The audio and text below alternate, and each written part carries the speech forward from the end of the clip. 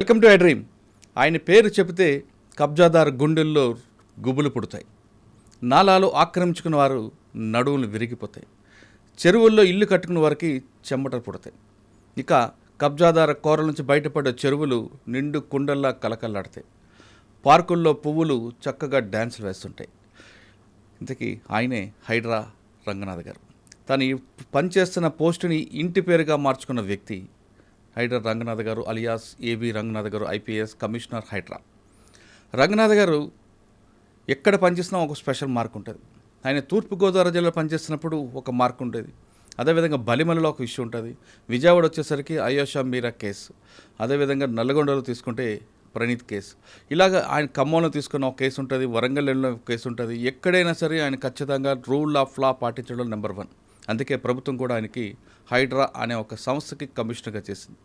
ఇక హైడ్రా తీసుకుంటే అందరికీ తెలిసింది కేవలం కూలగొట్టడం వరకే కాదు, హైడ్రా 2 అనేది స్టార్ట్ అవుతుంది. దానివల్ల ప్రజలకి ఎలాంటి ఉపయోగాలు ఉంటాయి, కేవలం హైడ్రాలో నాగార్జున ఇల్లు ఒకటే కాకుండా ఎవరు ఇల్లు కొట్టారు, మిగతా వాళ్ళ జోలికి ఎందుకు పోవడం లేదు, హైడ్రా అనేది చెరువుల్లో ఇల్లు కట్టిన వాళ్ళకైనా లేదు సామాన్యుడికి ఇల్లు కూలు కొట్టడమేనా అనే విషయాల్ని సార్ నాడు తెలుసుకుందాం. సార్ నమస్తే అండి. నమస్తే మురళి. రంగనాథ్ ఏవి రంగనాథ్ గారు హైడ్రా రంగనాథ్ అయిపోయారు మీరు. బహుశా నాకు తెలిసి పోస్టుల్లో ఇంటి పేరు మార్చుకుంది మీరు ఒకరు, తర్వాత జేడి లక్ష్మణ్ గారు అనుకుంటా. ఆయన కూడా అదే కదా, విబి లక్ష్మణ్ గారు, జేడి లక్ష్మణ్ గారు, ఏబి రంగనాథ్ గారు హైడ్రా రంగనాథ్ అయిపోయారు. అవును, మీరు చూస్తే నన్ను అందరూ కూడా ఇప్పుడు హైడ్రా రంగనాథ్ గారు. అండ్ మా ఇల్లు కూడా గూగుల్లో మార్క్ చేస్తే అది హైడ్రా కమిషనర్ అని ఉంటుంది అనమాట. ఇల్లు కూడా నేను మామూలుగా మన సరదాగా గూగుల్లో చెక్ చేస్తాను. అంటే చాలా రేర్గా వస్తాయి సార్ పోస్టులో ఇంట్లో పేరు రావడం, ఇంటి పేరు మార్చుకుని చాలా రేర్. అంటే ఇది మీకు మీరుగా క్రియేట్ చేస్తుంది కాదు, పబ్లిక్ నుంచి వచ్చిన పేరు కాబట్టి మీరు క్యారీ చేయాల్సింది. అది డెఫినెట్గా నేను I take it as an ఒక మంచి ఆపర్చునిటీ అండ్ అదృష్టంగా భావిస్తాను. Right sir. ప్రభుత్వం ఇటువంటి ఒక ఇన్స్టిట్యూషన్ని ఫ్లోట్ చేయడం ఫస్ట్ ఆఫ్ ఇట్స్ కైండ్ కంట్రీలో. అంటే ఇట్లాంటి ఇన్స్టిట్యూషన్ ఇంతకుముందు ఎప్పుడు లేదు. అంటే ఒక రకంగా మున్సిపల్ అడ్మినిస్ట్రేషన్ మీద ఒక ఎన్ఫోర్స్మెంట్ వింగ్ లాగా ఇది పనిచేస్తూ ఎన్వైరన్మెంటల్ కన్సర్న్స్ని దాని మీద దృష్టి పెడుతూ అండ్ పబ్లిక్ అసెట్స్ని కాపాడుతూ ప్రభుత్వ స్థలాలు, పార్క్ స్థలాలు, రోడ్లు, నాలాలు, చెరువులు, ఇంకా వాట్ నాట్ ఇది ఓపెన్ స్పేసెస్ ఇన్ లేఅవుట్స్ ఇవన్నీ కాపాడుతూ డిజాస్టర్ రెస్పాన్స్ని తీసుకుంటూ ఇంకా దీంతోపాటు ఇతర లైక్ వేరే ఫైర్ ఎన్ఓసీలు, అడ్వర్టైజ్మెంట్స్, ఇట్లా రకరకాల ఫంక్షన్స్ కూడా అన్నీ ఇస్తూ ఒక ఆర్గనైజేషన్ని ఫ్లోట్ చేయటం. దానికి GOMS 99 ద్వారా జూలైలో ఒక ఇన్స్టిట్యూషన్ కాన్స్టిట్యూట్ చేస్తూ ఫస్ట్ కమిషనర్గా నన్ను అపాయింట్ చేయటం. Definitely I see it as నాకు ఒక మంచి ఆపర్చునిటీ. అంటే హైదరాబాద్ని భవిష్యత్తుని డెఫినెట్గా హైడ్రా అనేది చాలా చేంజెస్ చేయడానికి ఆస్కారం ఉన్నటువంటి ఇదనమాట. అంటే ఈ పోస్ట్ కానివ్వండి ఇదనేది. సార్ హైడ్రా పెట్టిన తర్వాత మీరు ఫస్ట్ మాకు ఇంటర్వ్యూ ఇచ్చినప్పుడు చెప్పారు హైడ్రా వస్తుంది, నెక్స్ట్ హైదరాబాద్ రూపురేఖలు మారిపోతాయని. అంటే అలాగే మీరు ఫస్ట్ ఆపరేషన్ స్టార్ట్ చేయడమే నాగార్జున కన్వెన్షన్ దగ్గర నుండి, అంటే ఎక్కడెక్కడ FTLలో కానీ బఫర్ జోన్లో కానీ కూలగొట్టుకొచ్చారు. అంటే కొంతకాలం వరకు ఏమైందంటే హైడ్రా అనేది కేవలం కూల్చివేతలు మాత్రమే అనేది ఒక సీన్ క్రియేట్ అయింది, సిటీ సరౌండింగ్ అంతా కూడా తీసుకొచ్చారు. కానీ ఒక మతానికి సంబంధించిన కొన్ని విషయాల్లో కొంచెం వెనకంజ వేశారని అటువంటి ఆరోపణలు ఒకటి ఉన్నాయి. 2 హైడ్రా కూల్చివేతల్లో ఒక పార్టీకి కానీ లేదా ప్రతిపక్ష పార్టీలకి మాత్రమే టార్గెట్ చేశారనేది ఒక విమర్శ ఉంది. అంటే మీరు లక్ష్యం అనేది కేవలం కూల్చివేతలైనా లేదా భవిష్యత్తులో ప్రజలకి మంచి జరగాలనే ఉద్దేశంతో చేస్తున్నారని ఒకటి ప్రశ్నకు సమాధానం చెప్పే ముందు ఇప్పుడు కొంత స్లో అయినట్లుగా హైడ్రా అనేది ఒకటి కనిపిస్తుంది. ఈ 4 ప్రశ్నలకు సమాధానం చెప్పే ముందు హైడ్రా కమిషనర్ గారే బఫర్ జోన్ ఉన్నారని ఇటీవల కాలంలో ఒక వార్త వస్తుంది. నాకు తెలిసి ఆ కృష్ణకాంత్ పార్క్ దగ్గర మీ నాన్నగారి ఇల్లు దాదాపు 15-20 సంవత్సరాల కింద కట్టిన ఇల్లు. అది ఈ మధ్యన మీరు కట్టుకున్న 44 సంవత్సరాలు మా నాన్నగారి ఇంట్లో నేను ఉంటున్నారు. కానీ ఇప్పుడు దాన్ని తీసుకొచ్చి దీనికి లింక్ కలిపారు. అసలు బఫర్ జోన్ ఏంటి, FTL అంటే ఏంటి విషయంతో పాటు అందరూ చేస్తున్నట్లుగా బఫర్ జోన్లో మీ ఇల్లు ఉందా? రైట్. ఒకటి అడుగుతాను మురళి, మెడ మీద తల ఉంటుందా, తల మీద మెడ ఉంటుందా? మెడ మీద తల ఉంటుంది సార్. మెడ మీద తల ఉంటుంది కదా, అది అందరూ యాక్సెప్టెడే కదా. 100% రైట్. మనం దాన్ని అంటే అది లాజిక్ ఆర్ యాక్సెప్టెడ్ నాట్. అవును, మెడ మీద తల ఉంటుంది, తల మీద మెడ ఉంటుంది కదా. సో ఒక చెరువు అనేది అసలు ఫస్ట్ చెరువు ఎలా ఫామ్ అవుతుంది అనేది మనం తీసుకోవాలి. ట్యాంక్ ఫార్మేషన్ అని అంటాం. చెరువు అనే దాన్ని ఫామ్ చేయాలంటే ఏం చేస్తారు, ఒక కట్ట కడతారు, ఆనకట్ట కడతారు. చెరువు నీళ్లు పైనుంచి అదేంటే దాని ఎగువ ప్రాంతంలో ఉన్న నీరు అంతా వచ్చేసి చెరువులో ఆగుతాయి, ఆ కట్ట ఆపుతుంది అంతా. దాని చుట్టుపక్కల ప్రాంతాలన్నీ కూడా మునుగుతుంటాయి అన్నమాట. దాంతో ఆ చుట్టుపక్కల ప్రాంతాల్లో ముప్పుకి అయినప్పుడు అంటే దాని చెరువుని దాని ఎక్స్పాండ్ ఏరియా అంటే లేక్ ఎక్కడ దాకా దాన్ని ఎక్స్పాండ్ అవుతుంది అనేది దాన్నే ఎఫ్టీఎల్ అంటారు అన్నమాట. అంటే ఒక చెరువు ఫుల్ ట్యాంక్ లెవెల్ అంటే చెరువు దాన్ని పూర్తిగా నిండిందంటే వెయిర్ అంటారు, మనం ఇప్పుడు అలుగు అంటాం కదా, అలుగు ఆ వెయిర్ హైట్ బట్టి నిండుతుంది అనమాట. వెయిర్ హైట్ దాటింది అనుకో, ఇప్పుడు గ్లాసులో నీళ్లు పోస్తే బ్రిమ్ అంటాం, ఆ పైన అంచు ఉండేదాన్ని బ్రిమ్ అంటాం, దాని అంచు దాటిన తర్వాత ఏది కింద పారిపోతుంది నీళ్ళు, అంతే కదా. అలుగు కూడా అంతే అనమాట, అలుగు దాటిందంటే అలుగు పారుతుంది న్యాచురల్. సో అంటే అలుగు దాకా ఏదైతే నీళ్లు నిల్వ ఉంటాయో దాన్ని ఎఫ్టీఎల్ అని అంటాం. అది ఎక్కడ ఉంటుంది? చెరువు వెనకాల, అంటే చెరువు దిగువ భాగంలో ఉంటుంది అనమాట. ఎగువ భాగం, చెరువు పైనుంచి వచ్చే నీళ్లు చెరువు కట్ట అయినప్పుడు ఆ పైన ఉన్నటువంటి ప్రాంతం అంతా కూడా మనకి నిండుతుంది అనమాట, నిండి ఉంటుంది. అంతేగాని చెరువు దిగువ భాగంలో ఉండదు కదా. చెరువు కట్ట ఉంటుంది, కట్ట కింద ఎట్లా ఉంటుంది, కట్ట తెగితేనే కిందకు వస్తాయి నీళ్లు. కట్ట తెగిందంటే అది పెద్ద డ్యామేజ్ అనమాట, డేంజర్ అది. కట్ట నుంచి పారే నీళ్ళు ఎట్లా పోతాయి? ఒక నాలా ఉంటుంది, అంటే దాని సర్ప్లస్ వేయర్ ద్వారా నాలా ఒకటి వచ్చేసి మనకి కింద నాలా, అంటే ఫ్లడ్ వాటర్ వచ్చినప్పుడు అది కిందకి పారుతుంటుంది. అది కింద ఉన్న చెరువుకి. సో ఇప్పుడు మాది మీద పెట్టినటువంటిది ఏంటి, సింపుల్ అంటే ఇల్లాజికల్, అంటే లాజిక్ లేని వాదన అనమాట. దాన్ని ఏం చేస్తారు మీడియాలో, కొంతమంది సోషల్ మీడియా వాళ్ళు, కొంతమంది మీడియాలో వాళ్ళు ఏదైతే హైడ్రా అనే దాన్ని తొక్కేయాలనేటువంటి శక్తులు చాలా పనిచేస్తుంటాయి. ఎందుకంటే ఇది చాలామంది ఇంట్రెస్ట్లను వ్యతిరేకంగా వచ్చినటువంటి సంస్థ ఇది. సో న్యాచురల్గా వెనకాల వాళ్ళ అజెండా వేరే ఉంటుంది, హిడెన్ అజెండా. ఎవరో ఒకళ్ళు ఇద్దరు ముందు పెడతారు, ఎవరో ఇల్లాజికల్గా ఉండేవాళ్ళు, వాళ్ళకి సబ్జెక్ట్ లేని వాళ్ళు మిమ్మల్ని కంట్రోల్ చేద్దామో, కాకపోతే నన్ను కంట్రోల్ చేద్దామనో లేకపోతే మమ్మల్ని కాంట్రవర్సీ చేయటమనో ఇట్లా చేయాలని చూస్తారు. సో ఇప్పుడు మా ఇల్లు విషయానికి వస్తే యూసఫ్ కూడా చెరువు అది ఎప్పుడో ఉన్నటువంటి చెరువు. మనం టోపో షీట్స్లో కూడా చూస్తే, టోపోగ్రఫీ షీట్స్ అంటే సర్వే ఆఫ్ ఇండియా మ్యాప్లో 1970లో సర్వే చేసిన దాంట్లో ఆ చెరువు ఉంటుంది. ఆ చెరువు అప్పుడెప్పుడో కట్టినారు, ఎప్పుడో పాత ఎప్పటి నుంచి ఉంది. తర్వాత దాన్ని మెల్లిగా 2003-2004 చంద్రబాబు నాయుడు గారు ఉన్నప్పుడు దాన్ని, తర్వాత అప్పుడు తీగల కృష్ణారెడ్డి గారు ఆ టైంలో దాన్ని పార్క్ లాగా తయారు చేశారు. అది కబ్జా అవుతుందనో ఏదో రకరకాల దీంతో కాపాడుకునే ప్రయత్నంతో అప్పుడు ఉన్నటువంటి ప్రభుత్వం అలా చేశారనమాట.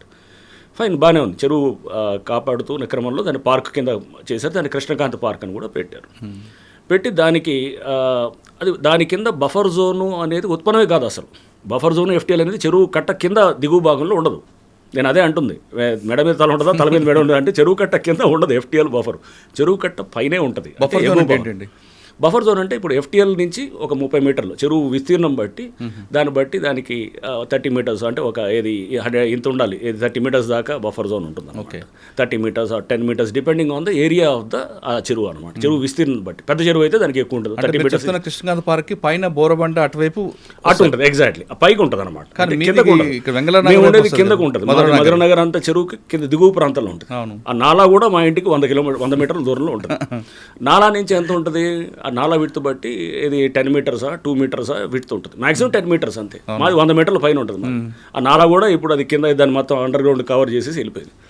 అంటే ఏదో కాంట్రవర్సీ కోసం ఒకటి చేసి ఏదో ఒకటి బురదేద్దామని ఆ టోపో షీట్స్ పెట్టుకొని తిరుగుతున్నాడు అతను. ఎవరు చూస్తున్నాం, అతను దీని గురించి మాట్లాడుతున్నట్టు అంటే అతను లీడర్ ఎవరు ఉన్నారు మాట్లాడుతూ ఆ టోపో షీట్స్, అంటే అతనికి టోపోగ్రఫీ షీట్స్ కూడా చూసేటటువంటి మినిమం నాలెడ్జ్ లేదని అనిపించింది అనమాట.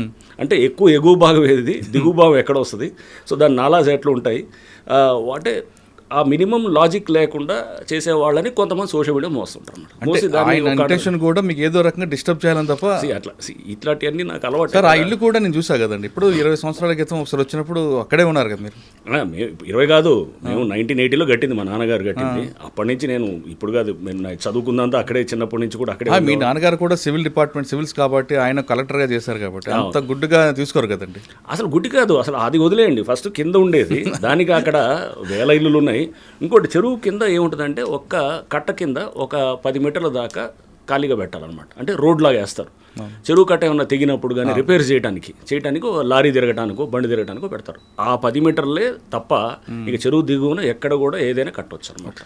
సో మాది అక్కడి నుంచి దాదాపు బై రోడ్ వస్తే కనుక 1 కిలోమీటర్ ఉంటుంది. సో ఆయన గురించి వదిలేండి సార్, ఆ టాపిక్ గురించి మనకు అంటే అనేది వాళ్ళు అంటే దాంట్లో చూస్తే టోపో షీట్స్ పట్టుకొని చూపిస్తూ ఇది సర్వే మా దగ్గర మ్యాపులు ఉన్నాయి, 100 సంవత్సరం మ్యాపులు ఉన్నాయి. అంటే మ్యాప్ స్టడీ చేయటం అనేది తెలియకపోతే, ఒక కాంటూర్ అంటే ఏంటో తెలియదు, ఒక సర్ప్లస్ వేర్ అంటే ఏంటో తెలియదు, ఒక చెరువుకి ఎక్కడ ఉంటుంది ఎఫ్టీఎల్ అని తెలియనప్పుడు ఇట్లాంటి ఇల్లాజికల్ డిస్కషన్స్ వస్తుంటారు. సార్, ఇల్లాజికల్ మీరే అన్నారు, ఆయన గురించి మనం మాట్లాడడం కూడా టైం అంటే కానీ మనకి మెయిన్ టాస్క్ అంతా కూడా గవర్నమెంట్ మీ భుజం మీద పెట్టిందండి. అవును. హైడ్రా అనేది పెట్టడం ఉద్దేశం ఏంటంటే ఇకపై హైదరాబాద్ మునిగిపోవడం కానీ మనం చూస్తున్న వేరే స్టేట్లో జరుగుతున్న సంఘటనలు జరగకుండా భవిష్యత్తులో ఉన్న వాళ్ళకి మంచి చేయాలని. కరెక్ట్. కరెక్టే కదా సార్? అవును. కానీ ఇందులో మీకు ఫస్ట్ ఇంటర్లో కూడా అడిగా, మీకు దీంట్లో చాలా ప్రెజర్స్ ఉంటాయి, మీకు మామూలు ప్రెజర్స్, ఎందుకంటే చాలా పెద్ద పెద్దలు ఉంటారు, కింద వాళ్ళు ముందు పెట్టి పైన వాళ్ళు నడిపిస్తుంటారు. ఇన్ని రకాల ప్రెజర్స్ పై కనబడేదే ఇది కాదు. పైన ఎవడో పబ్లిక్ ముందు ఏడుస్తూ బాధపడుతూ ఉంటే కనుక దాని వెనకాల స్కీమింగ్ అర్థం చేసుకోవాలి. దాని వెనకాల వేరే శక్తులు పనిచేస్తుంటాయి. ఎందుకంటే ఇదంతా ఆ లాబీ, ల్యాండ్ గ్రాబింగ్ లాబీని చెక్ చేసేటువంటి సంస్థ ఇది. చేసినప్పుడు వాళ్ళు బయటికి రకరకాలుగా చూపిస్తారు. ఇప్పుడు ఇది ఈ బఫర్ కాంట్రవర్సీ లాంటిదో లేకపోతే ఎవరో కొంతమందిని పెట్టేసి ఇష్యూని తీసుకేస్తూ, ఎందుకంటే డైరెక్ట్గా చేయరు ఎప్పుడు కూడా వాళ్ళు డైరెక్ట్గా, ఎందుకంటే వాళ్ళు తప్పులో ఉంటారని వాళ్ళకి తెలుసు. ఇండైరెక్ట్గా ఇలా చేస్తారు. సో ఇందాక మీరు అడిగారు ఫస్ట్ కూల్చివేతలే ఉంటాయా, ఓన్లీ ఒక మతం వాళ్ళే చేస్తున్నారు, ఒక పార్టీ వాళ్ళే చేస్తున్నారని. సో దీని మీద మీరు చూస్తే కనుక మేము జూలైలో ఇది హైడ్రా ఫామ్ అయింది. ఫస్ట్ కమిషనర్గా జూలై ఎండింగ్లో వచ్చింది. స్టార్టింగ్ మేము డిమాలిషన్స్ ఆగస్ట్ ఫస్ట్ వీక్లో స్టార్ట్ చేసినప్పుడు ఫస్ట్ చేసింది ఎంఐఎం స్ట్రాంగ్ హోల్డ్ అయినటువంటి బుమ్రుక్ దోలా.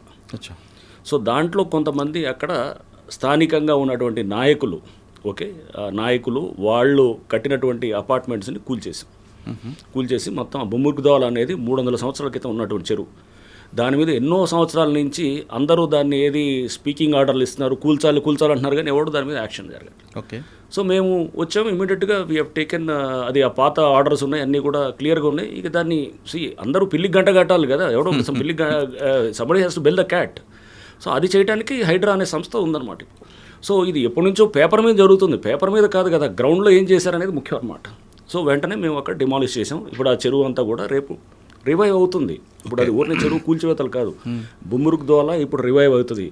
300 సంవత్సరాల క్రితం అక్కడ రాజవంశీకులు వాళ్ళు అక్కడి నుంచి నీళ్లు, అక్కడ రాణీలు వాళ్ళంతా కూడా అక్కడ స్నానాలు అది కూడా ఆచరించేవాళ్ళని, లేకపోతే వారు అక్కడి నుంచి డ్రా చేసేవారని, ఇట్లా చాలా ఉంది. హిస్టారికల్ లేక్ అది, చాలా అద్భుతమైన హిస్టరీ ఉన్నటువంటి లేక్ అది.